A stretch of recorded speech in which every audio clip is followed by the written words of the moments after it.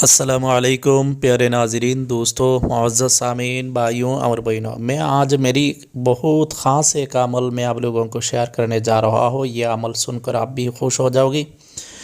ये मेरी मुजरब एक अमल है। मैं हर वक्त ये अमल भी इस्तेमाल करता हूँ। आप लोग भी इस्तेमाल करें, फ़ायदा उठाएँ। तो मैं चाहता हूँ मेरी भी जो भी ये ख़ास अमल है, इंशाल्लाह ये सारे अमल एक दिन में इंशाल्लाह आहिस्ता आहिस्ता मैं शेयर कर दूँगी आप लोगों के लिए। आप लोग भी इस्तेमाल करें, फ़ायदा उठाते रहे। तो अभी जो अमल मैं आप लोगों को शेयर करने जा रहा हूँ, ये ऊँट की हड्डी वाला एक ख़ास अमल है, जादू जिन्नात के लिए और हिफाजत के लिए। तो ये अमल की तरतीब मैं अभी बताने जा रहा हूँ। आप अच्छी तरह सुनिए, उसके बाद इस्तेमाल करें। अपनी घर में जिन्नात जादू की हिफाजत के लिए, अपनी घर वाले को हिफाजत के लिए ये अमल इस्तेमाल करें तो इंशाल्लाह हर तरह जादू जिन्नात, हर किस्म खबीस अरवाह, भूत प्रेत से भी आपकी घर, आपकी बच्चा, आपकी बीवी, आपकी हर इंसान घर में हिफाजत रहेगा। ख़ास तौर पर इस घर में जादू जिन्नात का असर कभी नहीं होगा। यह हड्डी जिस घर में रहेगा। अमल की तरतीब है, एक आदत ऊँट की हड्डी ले जो एक जुड़े से दूसरी जुड़ा तक हो। ये हड्डी ऊँट का जिस्म का किसी भी हिस्सा का हो, चलेगा, मुश्किल नहीं। यानी ये हड्डी एक जुड़े से दूसरी जुड़े तक होना चाहिए, बीच में कोई टूटा फाटा ऐसा नहीं होना। ठीक है, छोटा हो या बड़ा हो कोई मुश्किल नहीं। जिस्म का किसी भी हिस्सा का ये हड्डी हो तो चलेगा, मुश्किल नहीं। सालम हड्डी होना चाहिए, टूटी बिल्कुल नहीं होना। उसके बाद ये अच्छी तरह साफ़ कर लेना, सुखा लेना। उसके बाद इस हड्डी के अमल के लिए इस्तेमाल करना। तो अमल क्या है?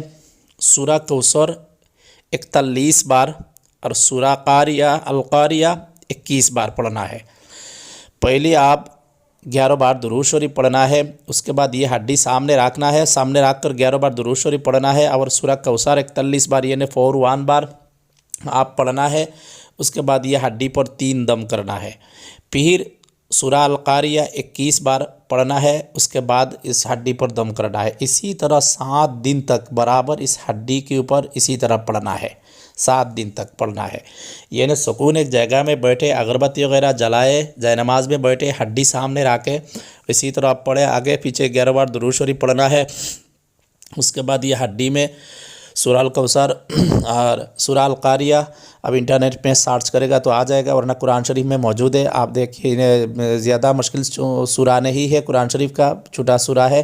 कुरान शरीफ का सबसे छोटा सूरा है सूरा कौसर। इन्ना अतैनाकल कौसर फसल्लि लिरब्बिका वनहर इन्ना शानिअका हुवल अब्तर। इसी तरह सूरा अल कारिया है। तो आप ये पढ़े, उसके बाद फूंक दे। उसके बाद ये हड्डी के साथ 8 जिन्नात की ड्यूटी लग जाएगा। ये हड्डी के साथ यानी खादिम जिन्नात भी इसके साथ 8 जिन्नात रहेगा। ये हड्डी जिस घर में रहेगा, इसी घर में कोई जिन्नात जादू की असर नहीं होगा, और पहली से असर है तो भी वह भी ख़त्म हो जाएगा। ठीक है, अगर किसी घर में जादू पुराना हो या जिन्नात हो, सिर्फ 7 यम इसी हड्डी वहाँ पर रखेगा तो 7 यम में जिन्नात बिल्कुल सफा हो जाएगा और जादू की असर ख़त्म हो जाएगा इंशाअल्लाह ताला, अल्लाह के हुक्म से। ये बड़ी पावरफुल एक अमल है, बड़ी मुजर्रब एक अमल है, बड़ी ख़ास एक अमल है। मैं आप लोगों को शेयर किया है।